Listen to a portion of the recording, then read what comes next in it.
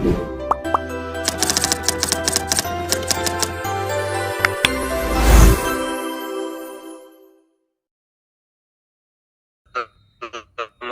warahmatullahi wabarakatuh. Selamat malam.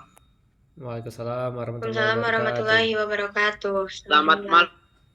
Baik, di sini kami akan mempresentasikan hasil diskusi kami, yaitu yang berjudul Pembersihan, Sortasi, dan Grading. Dengan mata kuliah unit proses dan dosen pengampu yaitu Bella Dwi Pasca STP MSI. Kami dari kelompok 1 yang beranggotakan yaitu adalah saya sendiri sebagai moderator Randelina Lumban Tobing dan rekan saya. Baik, saya sendiri dengan Gonggom Tua dengan NIM D1C023016. Saya Niki Tirta dengan NIM 78. Saya Wahyu Anggraini dengan NIM D1C023034. Dan materi yang akan kami sampaikan yaitu pembersihan dibacakan oleh rekan kami Wahyu Anggraini dan sortasi dibacakan oleh Niki Tirta dan grading dibacakan oleh Gonggom Tua.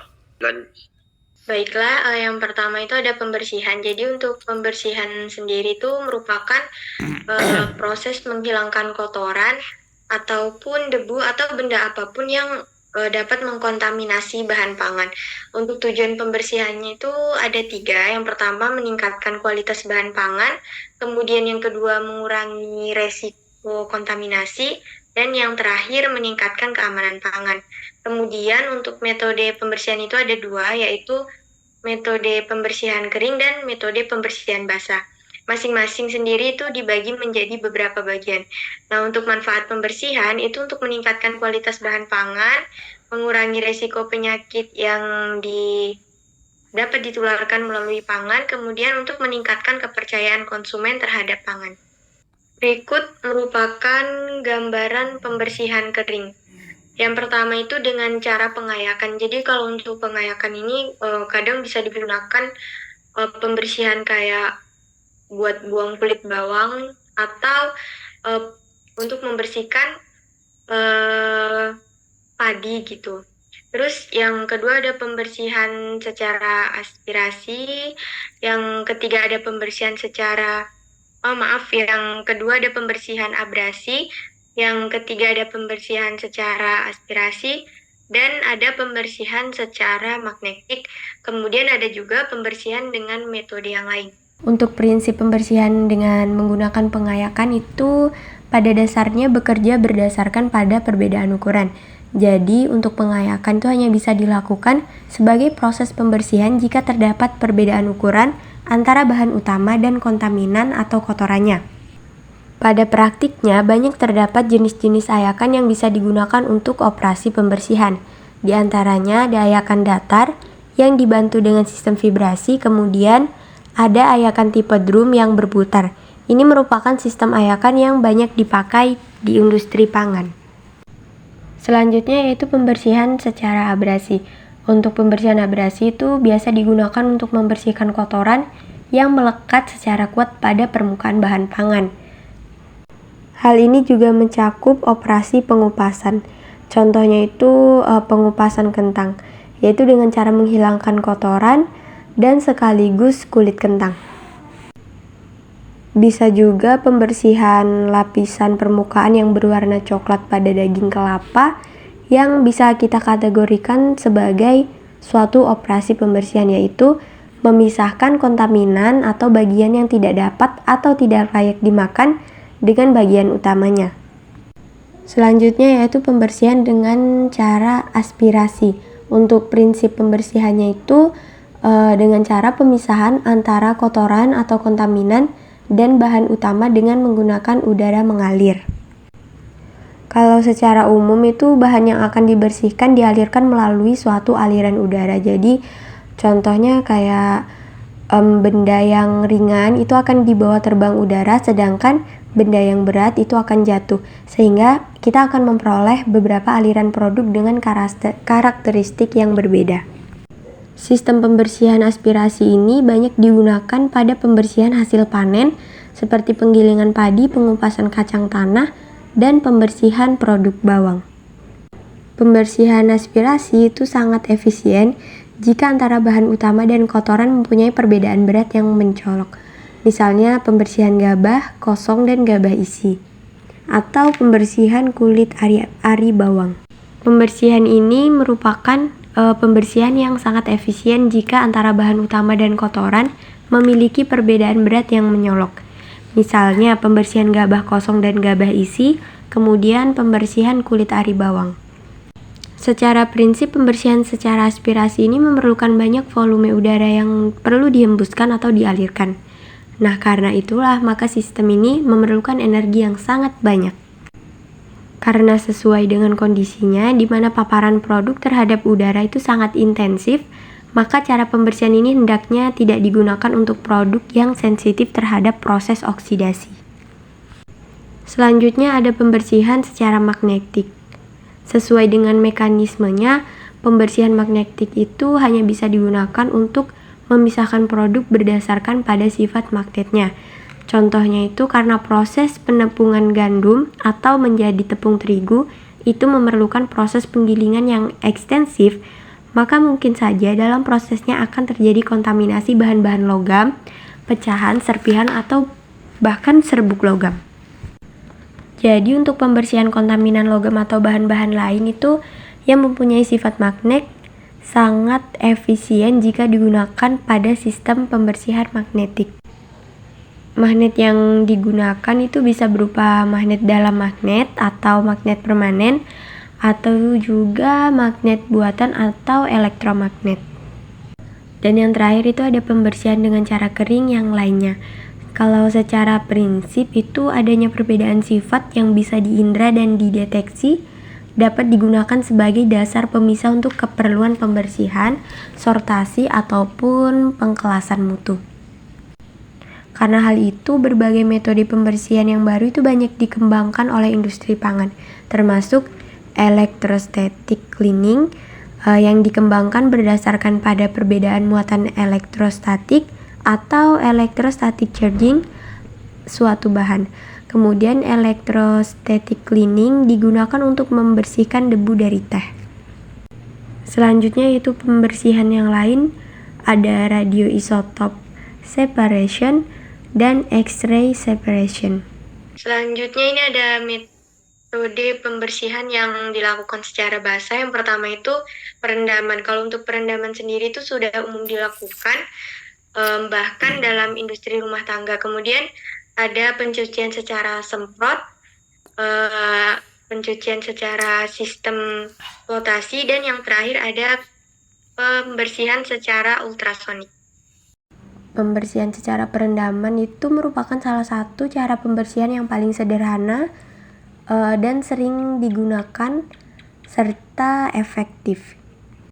Pembersihan secara perendaman itu bisa dilakukan dengan meningkatkan suhu air rendaman, kemudian yang kedua memberikan sirkulasi air maupun sirkulasi produk, dan yang ketiga penambahan deterjen atau sanitizer. Kemudian yaitu pembersihan dengan cara semprot. Untuk pembersihan dengan cara pencucian semprot itu merupakan metode pembersihan yang paling banyak digunakan di industri pangan, terutama yang memerlukan bahan baku hasil pertanian. Untuk efisiensi pembersihan dengan cara pencucian semprot itu sangat dipengaruhi oleh tekanan, suhu, dan volume air yang digunakan, yaitu jarak antara produk dan semprotan dan lamanya penyemprotan. Namun pada prinsipnya penggunaan tekanan semprot yang tinggi itu biasanya mempunyai daya pembersihan yang lebih tinggi. Akan tetapi penggunaan tekanan yang terlalu kuat itu dapat menyebabkan kerusakan produk. Untuk peralatan yang biasa digunakan industri itu bisa berupa spray drum washer. Untuk alat pembersihan yang lain itu ada spray belt washer. Itu produknya yang akan dibersihkan dengan cara dialirkan dari atas permukaan sabuk yang berjalan melalui suatu daerah penyemprotan. Nah, sabuk berjalan itu digunakan biasanya berupa conveyor cylinder atau roller conveyor, sehingga itu memungkinkan terjadinya rotasi pada produk sehingga pembersihan akan semakin efektif. Kemudian ada pencucian dengan sistem flotasi. Nah, untuk berdasarkan pada perbedaan densitas atau daya ambang antara bahan utama dan kontaminannya. maka proses pembersihan itu bisa dilakukan. Untuk efektivitas pembersihan dengan cara sistem flotasi itu bisa ditinggalkan dengan memodifikasi densitas larutan yang digunakan, yaitu dengan cara menambahkan padatan atau garam terlarut. Untuk metode ini disempurnakan dengan metode froth flotation, yaitu dengan digunakannya suatu senyawa pembasah tertentu sehingga diperoleh kemudahan dalam pemisahan kontaminan atau kotoran dengan bahan utama. Misalnya dalam proses pembersihan kacang kapri itu digunakan sistem flotasi dalam larutan minyak pelikan yang dilengkapi dengan sistem semprotan udara melalui larutan minyak pelikan tersebut. Nah, sehingga akan dihasilkan busa. Busa tersebut itu akan menarik kotoran, sedangkan kacang kaprinya akan tetap terendam. Dengan demikian, kotoran akan lebih mudah dipisahkan, sedangkan kacang kapri juga mudah diambil dan dicuci bersih. Selanjutnya yaitu pembersihan secara ultrasonik atau ultrasonic cleaning. Dengan menggunakan gelombang ultrasonik yang dialirkan melalui media, larutan akan dapat menyebabkan terbentuknya gelembung udara dan kemudian pecah dengan frekuensi yang cukup tinggi. Mekanisme ini akan memberikan suatu fenomena kavitasi dan dekavitasi yang bisa memberikan efek agitasi yang hebat. Kondisi ini akan menyebabkan terlepasnya kontaminan dari permukaan bahan. Nah, misalnya kotoran dari permukaan sayuran dan lapisan lilin pada permukaan buah. Materi selanjutnya yaitu sortasi akan dibacakan oleh rekan kami yaitu Niki Tirta. Baik, di sini adalah sortasi. Sortasi adalah proses memisahkan bahan pangan berdasarkan ukuran, bentuk, warna, atau kualitas untuk meningkatkan kualitas dan nilai jual produk. Tujuan sortasi pertama, meningkatkan kualitas bahan pangan. Memisahkan yang bagus dan yang cacat, kita bisa memastikan hanya bahan berkualitas yang sampai ke konsumen. Yang kedua, mengurangi kerusakan dan kecacatan. Produk cacat bisa dipisahkan lebih awal sehingga tidak tercampur dengan produk yang bagus. Yang ketiga, meningkatkan efisiensi pengolahan. Seperti pengemasan atau pengolahan akan lebih cepat dan hemat karena bahan sudah tersortir. Yang keempat, meningkatkan nilai jual produk. Produk yang rapi, seragam, dan berkualitas lebih tinggi pasti memiliki harga jual yang lebih mahal atau bagus. Yang kedua, metode sortasi. Sortasi manual. Dengan menggunakan tenaga manusia, biasanya menggunakan mata dan tangan. Cocok untuk skala kecil atau bahan yang membutuhkan ketelitian tinggi. Yang kedua, sortasi mekanis. Sortasi mekanis menggunakan mesin, misalnya mesin sortasi berdasarkan ukuran, bentuk, dan warna. Akan lebih cepat untuk skala industri besar. Kombinasi menggunakan tenaga manusia dan mesin agar hasil lebih optimal. Misalnya mesin menyetir ukuran, lalu manusia memeriksa kualitas visual. Yang ketiga, manfaat sortasi. Yang pertama, meningkatkan kualitas produk. Produk yang seragam dan bagus akan lebih menarik bagi konsumen. Yang kedua, mengurangi kerugian akibat kerusakan atau kecacatan. Dengan memisahkan produk cacat sejak awal, produsen bisa mengurangi kerugian finansial. Yang ketiga, meningkatkan efisiensi pengolahan. Seperti pengemasan atau distribusi bisa lebih cepat karena bahan sudah tersortir. Yang keempat, meningkatkan kepuasan konsumen. Konsumen akan lebih puas menerima produk yang bersih, bagus, dan berkualitas tinggi, sehingga dapat meningkatkan loyalitas. Next. Ini adalah gambar penyutiran warna. Yang kedua, penyutiran bentuk. Yang ketiga, setelah penyutiran ukuran. Baik, untuk materi berikutnya akan dibacakan oleh saudara kami yaitu Gonggom Tua. Baik, di sini saya akan menjelaskan materi grading. Definisi grading adalah proses menilai kualitas bahan pangan berdasarkan standar tertentu untuk menentukan kelas atau kategori kualitas produk. Nah, di sini ada pun tujuan grading. Yang pertama, menentukan kualitas bahan pangan. Yang kedua, meningkatkan kepercayaan konsumen. Yang ketiga, meningkatkan nilai jual produk. Yang terakhir, mengurangi kerugian akibat produk yang tidak memenuhi standar. Nah, adapun metode grading di sini ada 3. Yang pertama itu grading manual, yang kedua grading mekanis, yang ketiga kombinasi. Adapun manfaat grading, yang pertama meningkatkan kualitas produk, yang kedua meningkatkan kepercayaan konsumen, yang ketiga meningkatkan nilai jual produk, yang terakhir itu mengurangi kerugian akibat produk yang tidak memenuhi standar. Nah, di sini ada penjelasan dari alat grading. Yang pertama itu mesin grading buah atau roller sorter berfungsi untuk memisahkan buah berdasarkan ukuran. Sistem kerjanya menggunakan roller silinder yang berputar di mana celah antar roller semakin melebar ke arah bawah. Yang kedua itu mesin grading buah sederhana berfungsi untuk mengalirkan buah ke atas roller stainless. Buah jatuh ke wadah sesuai ukuran kecil dan besar. Model ini lebih praktis untuk skala kecil UKM, tidak sebesar mesin industri. Yang ketiga itu mesin grading buah tipe roller di pabrik. Mesin ini dipakai di lingkungan industri atau kelihatan dari dinding panen dan lantai pabrik. Buah disortir ke kedalaman 3 wadah berbeda. Jadi bisa dapat ukuran kecil, sedang, dan besar sekaligus.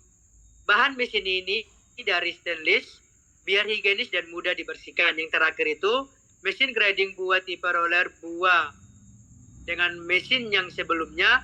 Mesin ini punya beberapa wadah penampungan di bagian bawah. Jadi buah bisa dipisahkan ke dalam beberapa kategori ukuran skala kecil, sedang, dan besar.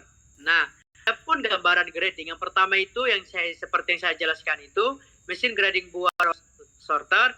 Yang kedua mesin grading buah sederhana dengan roller. Yang ketiga itu mesin grading buah tipe roller di pabrik. Yang terakhir itu mesin grading buah tipe roller. Baik, selanjutnya akan saya serahkan kepada moderator. Baik, selanjutnya itu kesimpulan akan dibacakan oleh saya sendiri. Pembersihan, sortasi, dan grading adalah proses penting dalam pengolahan bahan pangan yang bertujuan untuk meningkatkan kualitas, keamanan, dan nilai jual produk dengan menghilangkan kotoran, memisahkan bahan pangan berdasarkan kualitas, dan menilai kualitas produk berdasarkan standar tertentu, sehingga dapat meningkatkan kepercayaan konsumen dan mengurangi risiko kontaminasi dan kerusakan. Berikutnya adalah dokumentasi kerja kelompok kami. Diskusi awal pembuatan PPT. Lalu di hari kedua diskusi pembuatan PPT melalui WA. Lalu yang ketiga kami berdiskusi soal kunjungan. Dan yang ketiga juga kami berdiskusi soal kunjungan. Baik, jika ada pertanyaan silakan ditulis di kolom komentar. Terima kasih. Mohon maaf atas kekurangan dan kesalahan kami. Sekian dari presentasi kami. Terima kasih.